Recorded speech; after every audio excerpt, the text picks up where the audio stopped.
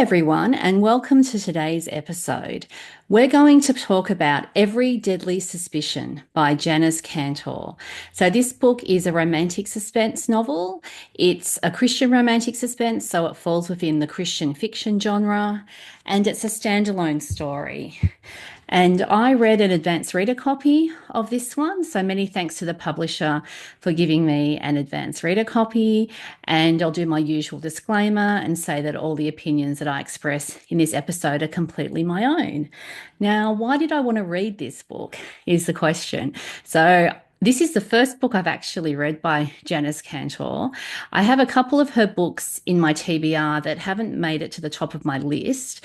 And I went for this one because I was intrigued by the story premise and the book description, which you'll hear about soon. So let's talk about the book. Every Deadly Suspicion by Janice Cantore is set in Northern California. So it's set in a small town that I believe would be roughly east of the San Francisco area, but close enough that San Francisco is the main city that the police department is connected to. So this one has suspense tropes. It's labeled romantic suspense, and there is romance in the story, but it definitely is weighted more towards suspense. And if I was going to have a guess at a percentage, I'd probably say it's 80% suspense and 20% romance, because the romance really does take a back seat to the suspense plot that drives the story. So this one is a police procedural, which I really like, and the main characters are in law enforcement. And we have a homicide detective, we have a police chief, and some cold cases that they're dealing with in the book. And another thing I really love about this book is that the small town of Dry Oaks, which is quite appropriate because it's very dry, forestry, wildfire country where they are. And Dry Oaks is really like a character in the book because the town, the people in the town, the history in the town going back 30 plus years plays an incredibly important role in the story. So let's talk about the first line. So the first line in this one comes from the prologue, which is set in 1990, whereas the story is present day. So we're going back 35 years. And the first line is, Joe, I'm pregnant. Those three words had set Joe Keys's world spinning. And really, that was very much the crux of what was going on at the beginning of the book, because that was a life-changing moment for Joe. So his story is that he's actually, in that point in time, a cooker. So he's making illicit drugs, and he is trying to get out of the life he's in, and having a child on the way is definitely an incentive for him to try and head in that direction. So let's talk about the present day, and we're going to move to his daughter Hannah, who is our main character in the book, and she's the police chief in Dry Oaks. Now, she has no relationship with her father. I think she might have met him once when she was a baby. Her mother might have taken her to see him, but she has no memory of him, no connection with him. He's a name that has no real parental relationship or meaning attached to it, other than the fact that she has a lot of deep hurts because of her family of origin, which I'll get into in a bit more detail. So Hannah's single mum raised her, and her mum died a couple of years before the story starts. And Joe has been in jail for all of Hannah's life. So we're looking at 30 plus years because she's 35 years old. And he's in jail for murder, for two life sentences for the murder of two people that he confessed to. So he confessed to these murders. Now, Hannah's mum was a very bitter person, and she really held on to grudges and just had nothing nice to say about Joe to Hannah. And so Hannah's growing up knowing that her mother has a whole lot of bitterness and deep resentment towards her father and what he did and why he's in jail. Now, the kicker with the beginning of the story is that we soon learn that Joe has terminal cancer, and he's got the opportunity to obtain compassionate hospice release, which means that if he has a family member who can take him in, he can get hospice care in the home. And Hannah gets contacted by the corrections department asking if she's prepared to take her father in and have hospice in her home for his final days. And that's a big deal for Hannah and a very big decision because of the history. So if we go back to the prologue, where everything started, this all happens before Joe gets arrested and ends up in jail. And he ends up getting arrested on the day Hannah is born, which is quite bizarre to consider the fact that he was literally dragged out of the hospital. So it was a very traumatic time for their family. And he really, at that point in time, didn't want to have a life of crime, but as we can see, circumstances happened that real are big secrets in the town in terms of what actually happened, and that's he's landed effectively in jail for his entire life, which is really, really tough for Hannah. And it's really tough, was really tough for her mother and tough for their whole family and the whole town to have this double homicide that's happened. And there's also another missing law enforcement person from back at that time. So there's a whole lot of stuff going on that no one quite knows what's happened. So, in terms of what's going on in the present day, we end up with uh, a well known, prominent member of the community from a wealthy family who is murdered.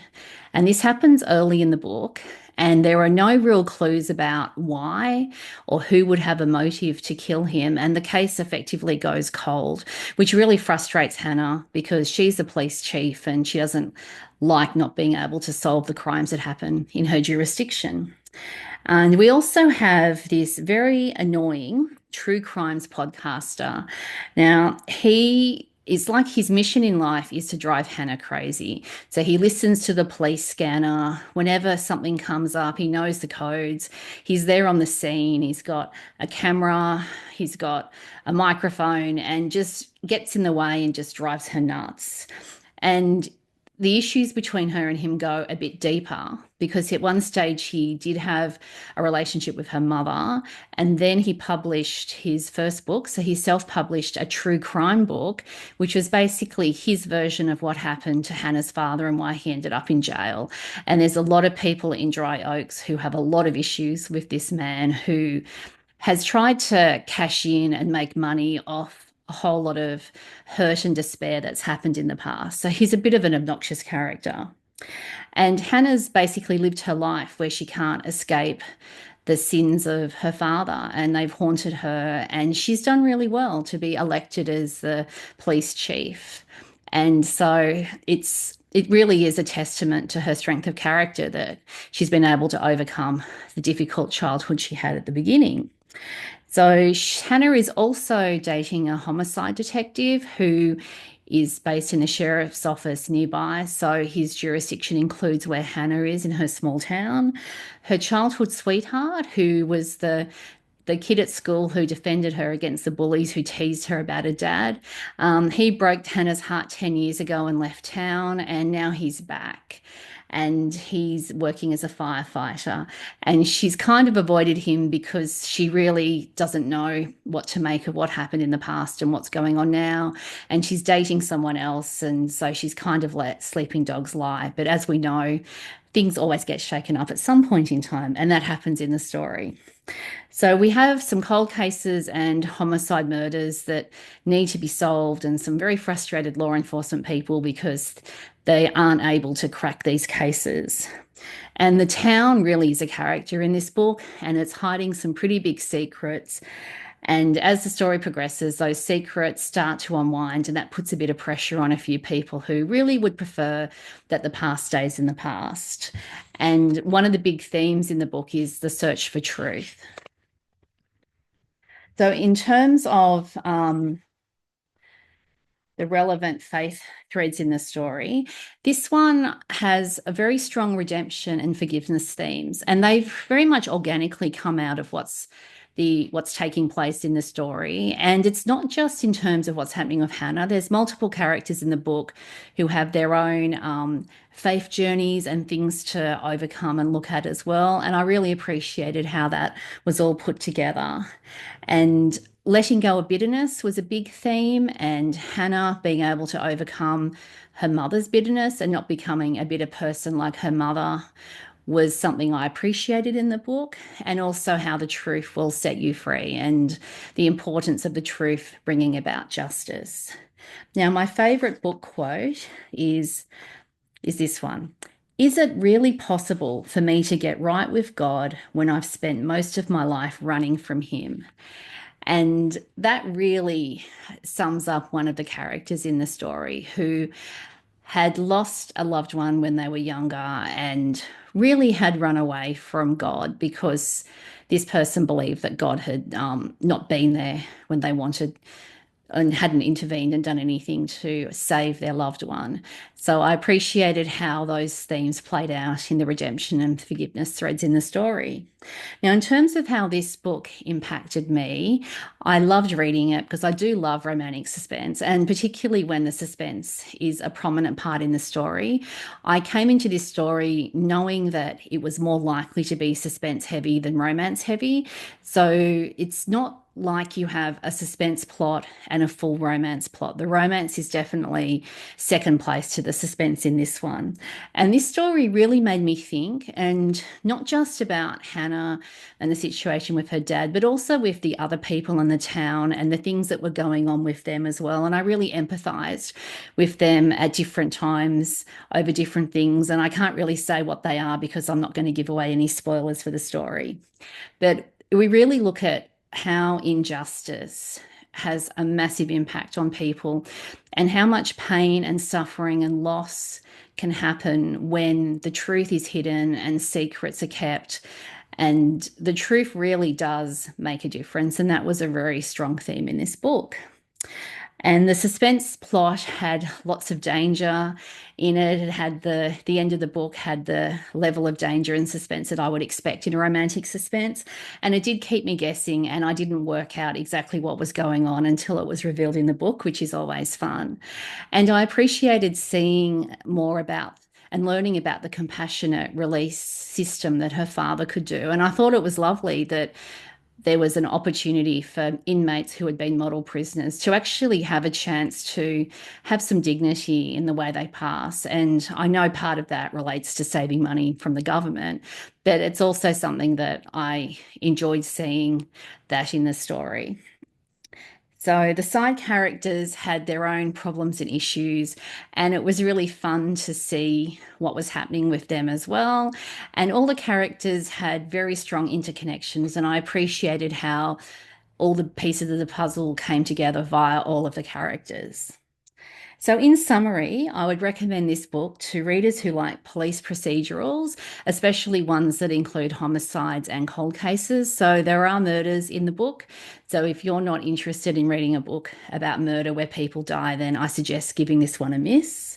But there are no gory details or anything that bothered me in the book.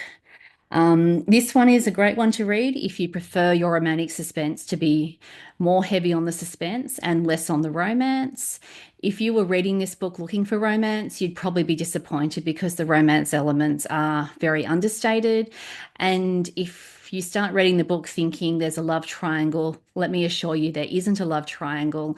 And the way the romance pans out is very natural and doesn't have any of the romance trope angst that romance readers will associate with love triangles. And you'll like this one if you appreciate the ensemble cast and how the town is a character and how the town's secrets that are so intricately connected to all the families in town and all those generational connections, how that all plays out and gets revealed as the mystery is solved. And the story has a lovely organic faith element that deals with themes of truth and redemption and forgiveness that I really loved in the story. Thanks for joining me today. Does Every Deadly Suspicion sound like a book that you'd like to read, or have you already read it? You can let me know. If you're listening on the podcast, you can send me a text message via the show notes. If you're watching on YouTube, you can like the episode and leave a comment. And I do my best to get to YouTube in a timely manner and reply to comments. And I appreciate the comments I get at YouTube. You can also email me. There will be via the contact form at my website, which is at narelleatkins.com. Please subscribe if you've enjoyed listening to the podcast at your favorite podcasting app, or subscribe at YouTube, and then you won't miss an episode. Thanks again for tuning in, and see you next time.